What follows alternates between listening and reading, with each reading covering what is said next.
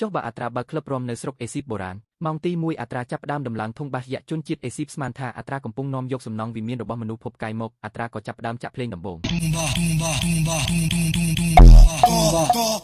សំឡេងបាសបុកខ្លាំងរហូតដល់ដេកសាច់ហុយឡើងហើយហ្វូងអូតមានការភ្ញាក់ផ្អើលយ៉ាងខ្លាំងម៉ោងទី2គ្មានអ្នកណាដឹងថាមានរឿងអ្វីកើតឡើងនោះទេប៉ុន្តែចង្វាក់ភ្លេងនេះពិតជាមានមន្តស្នេហ៍ខ្លាំងណាស់មនុស្សម្នាចាប់ផ្ដើមរាំតាមអារម្មណ៍ម៉ោងទី3ស្ដេចផារ៉ាអុងទ្រង់យាងចុះពីព្រះបរមរាជវាំងបំរុងនឹងកាត់ក្បាលអត្រាចោលប៉ុន្តែចុងក្រោយទ្រង់បែរជាចូលចិត្តនឹងចង្វាក់ភ្លេងនេះទៅវិញនៅពេលព្រះអាទិត្យលិចអត្រាក៏បើកភ្លើងឡាស៊ែរកម្លាំង100,000 វ៉ាត់ទន្លេនីលក៏ប្រែទៅជាទីលានរាំដែលមានពន្លឺភ្លើងពណ៌យ៉ាងស្រស់ស្អាតម៉ោងទី7កម្មវិធីកាន់តែសប្បាយខ្លាំងឡើងអត្រាបានណែនាំពីរបៀបផឹកស៊ីបែបសេរីជាមួយទឹកដើមប៉ាពីរុសក្រឡុកពួកវណ្ណៈខ្ពស់ចាប់ផ្ដើមបាត់បង់ឥរិយាបថអស់ហើយសូម្បីតែមហាក្សត្រីក្លេអូផាត្រាក៏ជាអ្នកដំបូងគេដែលឡើងរាំលើធុងបាសដែរម៉ោងទី10ពួកអង្គរៈព្យាយាមមកបញ្ឈប់ភាពវឹកវរនេះប៉ុន្តែចុងក្រោយពួកគេក៏នាំគ្នាចូលរាំតាមក្បាច់រាំដែលអត្រាបានបង្រៀនដែរតំបន់ VIP ចាប់ផ្ដើមគ្រប់គ្រងលេងបានរហូតដល់មានការបង្ហោះរទេះសេះកាត់ហ្វូងមនុស្សយ៉ាងសាហាវម៉ោងទី12សំឡេងបាសបុកខ្លាំងមិនគួរឲ្យជឿរហូតដល់ពួកសាកសពម៉ាមីងើបចេញពីក្តារមកឈូសមកចូលរួមរាំជាមួយដែរថ្ងៃទី2អត្រាក៏ដកដោយភ្លើងចេញភាពស្ងប់ស្ងាត់ក៏ត្រឡប់មកវិញហើយស្រុកអេស៊ីបបុរាណនឹងមិនដូចមុនទៀតឡើយសូមអរគុណកន្ទួយម៉ែពួកអាចុយម្រាយហា